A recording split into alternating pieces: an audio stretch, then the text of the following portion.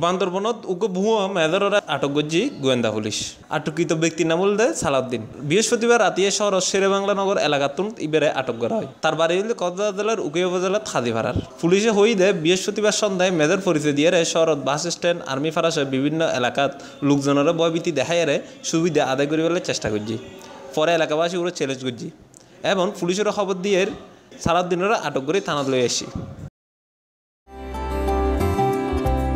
কেওয়াইর মুরগি মার্কা ডিওটিন লাগাইলেই হিট জব্বর চলিব।